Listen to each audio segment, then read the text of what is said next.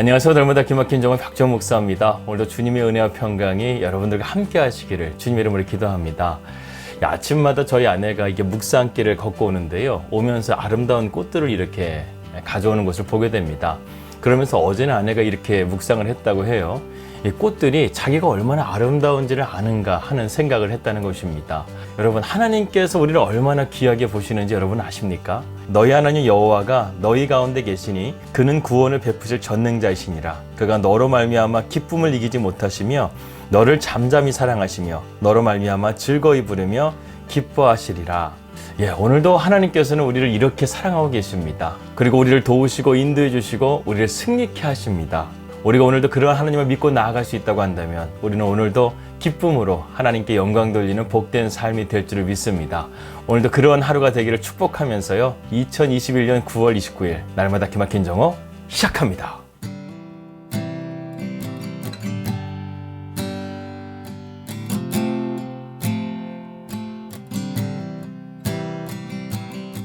말씀 들어가도록 하겠습니다. 이 빌립보 감옥에서 바울과 실라는 그 감옥 가운데서 하나님께 기도와 찬송을 올려드렸다고 했습니다.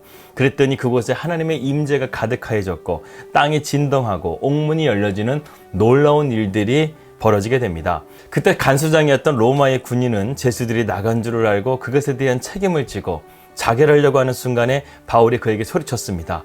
우리가 여기 있습니다. 사도행전 16장 28절에서 34절의 말씀입니다. 바울이 크게 소리질러 이르되 내 몸을 상하지 말라. 우리가 다 여기 있노라 하니 간수가 등불을 달라고 하며 뛰어들어가 무서워 떨며 바울과 실라 앞에 엎드리고 그들을 데리고 나가 이르되 선생들이여 내가 어떻게 하여야 구원을 받으리까 하거늘 이르되 주 예수를 믿으라. 그리하면 너와 내 집이 구원을 받으리라 하고 주의 말씀을 그 사람과 그 집에 있는 모든 사람에게 전하더라.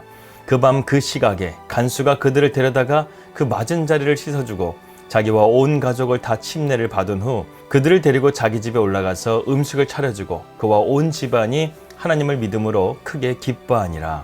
아무도 로마의 깊은 감옥 가운데서 그런 일이 일어날 줄은 누구도 몰랐을 것입니다. 이러므로 여러분, 기도할 때 찬송과 우리가 함께하게 되면요 놀라운 능력이 나타납니다. 요한계시록 14장에 보게 되면 요한 사도는 천국에서 천국 백성들이 새 노래로 하나님을 찬양하는 장면이 나옵니다.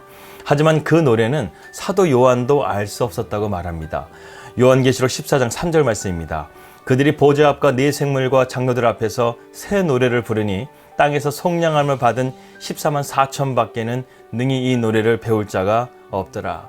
이처럼 천국에서도요 하나님을 찬양하는 것이 큰 영광이라는 것을 우리가 보게 됩니다. 마찬가지로 우리의 삶 가운데서도 기도와 찬양을 올려드리는 것만큼 하나님께 영광 돌리는 일은 없을 것입니다. 우리가 그러한 기도와 찬양을 할 때 우리의 삶 가운데서는 하나님의 놀라우신 기적과 위력이 나타나게 될 것입니다.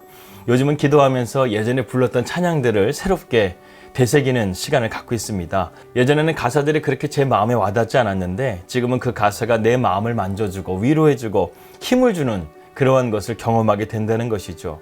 아마도 바울과 실라도 그러지 않았을까 생각이 듭니다.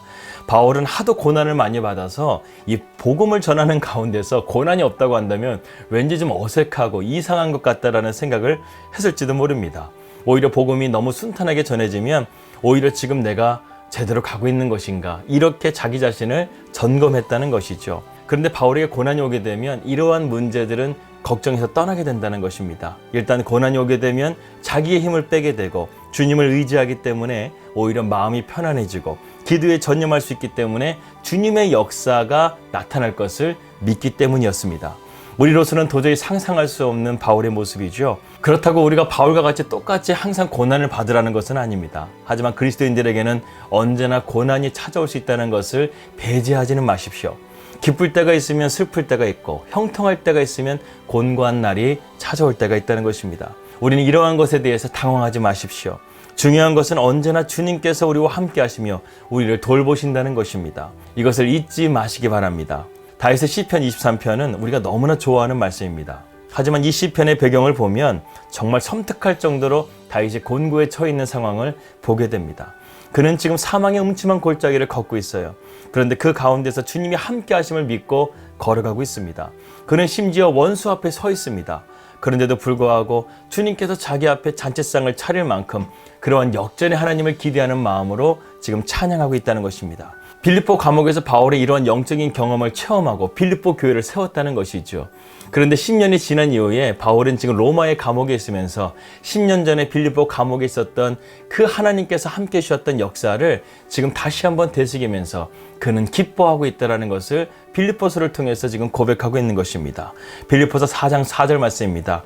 주 안에서 항상 기뻐하라. 내가 다시 말하노니 기뻐하라. 10년 전에 내가 빌립보 감옥에 있었을 때 하나님을 기도하고 찬송함을 통해서 어떠한 일이 일어났는가? 빌립보 교회가 세워지지 않았느냐?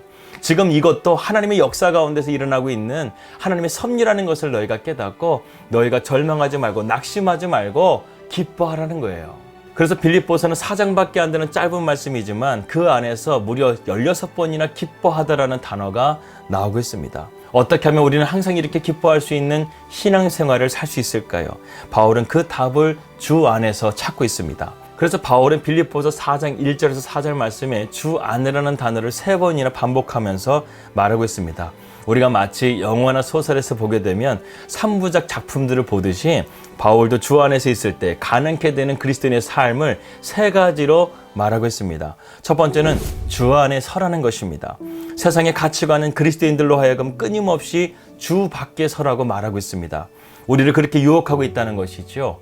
그런데 바울은 우리를 주 안에 서라고 말씀하고 있습니다. 여러분, 주 안에 서라는 것은 우리 믿는 자들에게 중요한 신앙의 첫걸음이라고 할 수 있습니다. 여기서 서다라는 단어는 군인이 적의 공격을 막기 위해서 자신의 진지를 굳게 지킬 때 쓰는 용어입니다. 따라서 주 안에서 자신을 지켜 선다는 것은 자신이 주님께 받은 것을 깊이 깨닫고 그것을 감사하는 마음으로 굳건하게 서라는 것이죠. 고린도 교회는 특별히 내분이 많았던 교회였습니다. 정말 문제가 한두 가지가 아니었어요.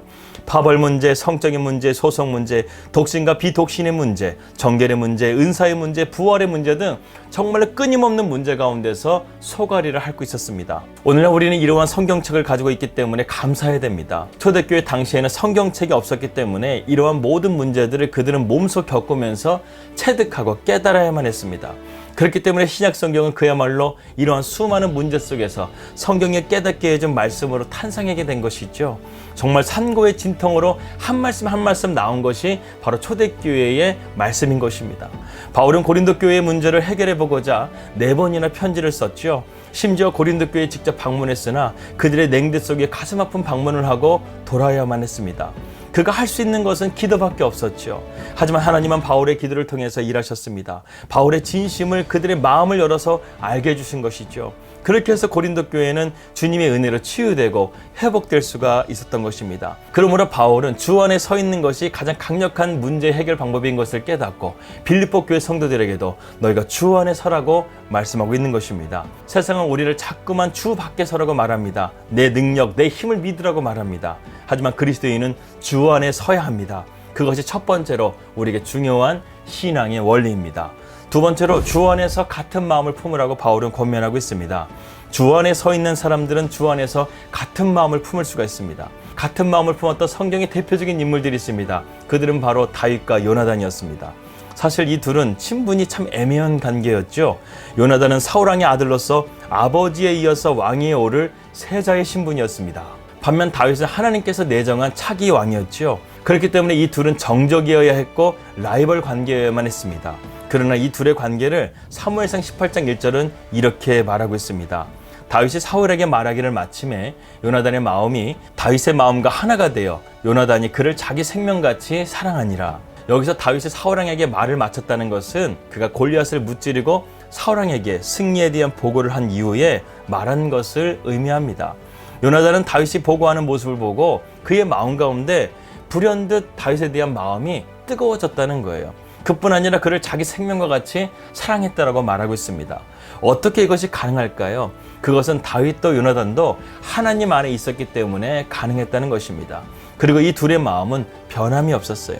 요나단은 다윗이 쫓기는 가운데서도 그의 생명을 여러 번 살려주게 됩니다. 그리고 다윗도 요나단이 블레셋과의 전쟁에서 요나단이 길보아 산에서 죽었다는 소식을 듣고 다윗은 슬퍼하면서 이렇게 노래했습니다. 내 영 요나단이여, 내가 그들을 애통함은 그들은 내게 심히 아름다움이라. 그대가 나를 사랑함이 기이하여 여인의 사랑보다 더하였도다. 이렇게 말했다는 것입니다. 다윗은 요나단이 자신을 이렇게 품어주고 사랑해준 것에 대한 사랑을 이렇게 노래했다는 것이죠. 후에 다윗은 요나단의 아들 무비보셋을 그렇게 똑같이 사랑으로 대하여 줍니다. 이처럼 주 안에 있게 되게 되면 우리가 같은 마음을 품을 수 있게 되고 그 사람을 끝까지 사랑하게 되고 변함없는 사랑으로 아름다운 사랑을 만들어갈 수 있다는 것입니다. 우리가 주 안에서 같은 마음을 품을 때 이러한 하나님의 은혜가 있게 될 줄을 믿습니다. 세 번째로 바울은 주님 안에서 기뻐하라고 말씀하고 있습니다. 여러분, 주님 안에 있는 자들은 바르게 설 수 있고 또한 같은 마음을 품을 수 있고 또한 어떤 환경을 뛰어넘어서라도 주님 안에서 기뻐할 수 있는 이 마음을 가질 수가 있다는 것입니다. 시편 4편 7절에서 8절 말씀 보게 되면 다윗은 주님 안의 기쁨을 이렇게 묘사하고 있습니다. 주께서 내 마음에 두신 기쁨은 그들의 곡식과 새 포도주가 풍성할 때보다 더하니이다. 내가 평안히 눕고 자기도 하리니 나를 안전히 살게 하시는 이는 오직 여호와시니이다. 저는 이 구절을 읽게 되면요, 참 위로가 되고 격려가 되고 힘이 되고 기쁨이 됩니다. 무엇이 가장 큰 기쁨이라는 것입니까? 주님이 주신 기쁨, 주님이 내 안에 계신 것이 가장 큰 기쁨이라는 것입니다. 세상의 기쁨은 유한한 것들이죠. 그러나 주님이 주시는 기쁨은 영원한 것들입니다. 바울은 지금 빌립보서 4장 4절의 말씀을 로마의 왕궁에서 쓰는 것이 아니에요. 호화로운 저택에서 쓰는 것이 아닙니다. 그는 로마의 지하 감옥에서 쓰고 있는 거예요. 그러나 그의 몸은 로마의 감옥 안에 있지만 그의 마음은 언제나 주님 안에 있기 때문에 이런 환경이 그를 함몰시키지 못했다는 것입니다. 우리가 어저께 나누었던 내일 일은 남몰라요라는 곡은 외국 곡의 번안곡입니다. 그런데 그 원곡의 가사를 보게 되면 그 가사가 이렇습니다. 내일에 관한 많은 것을 전 이해할 수 있다고 여기지 않습니다. 그러나 저는 내일을 쥐고 계신 분이 누구신지 압니다. 내 손을 잡고 계신 분이 누구신지도 압니다. 이렇게 가사가 되어져 있습니다. 오늘도 우리에게 어떤 일이 펼쳐질지 우리는 알지 못합니다. 하지만 우리가 한 가지 알고 분명하게 확신하며 나아가야 되는 것은 주님께서 우리의 내일을 쥐고 계시고 우리의 모든 것을 알고 계시고 그리고 우리와 함께 하신다는 것을 우리가 믿고 확신하며 나아가야 한다는 것입니다. 그럴 때 우리는 기뻐할 수 있습니다. 사랑하는 날마다 기막힌 식구 여러분, 두려워하지 마십시오. 염려하지 마십시오. 낙심하지 마십시오. 두려워하지 마십시오. 주님은 우리를 위해서 십자가 위에서 죽으셨고 부활하셨고 지금도 우리 안에 살아 역사하시는 전능하신 하나님의 심을 믿고 오늘도 믿음으로 승리하며 나아가시는 우리 날마다 기막힌 정오 식구들 되시기를 주님의 이름으로 기도합니다. 기도하겠습니다. 하나님, 우리가 주 안에 서게 하여 주십시오. 우리가 주 안에서 같은 마음을 품게 하여 주십시오. 우리가 주 안에서 기뻐하게 하여 주십시오. 우리 안에 함께 하시는 주님은 십자가를 통해서 우리를 위해서 죽으신 하나님이시여 부활하신 하나님이시여 전능하신 하나님이심을 우리가 믿고 우리가 오늘도 주님과 함께 믿음으로 승리하는 복된 삶이 되게 하여 주시옵소서. 예수님의 이름으로 기도하였습니다. 아멘. 평안 하루 되시고요. 저는 내일 뵙도록 하겠습니다. 우리 믿음으로 승리합시다. 할렐루야.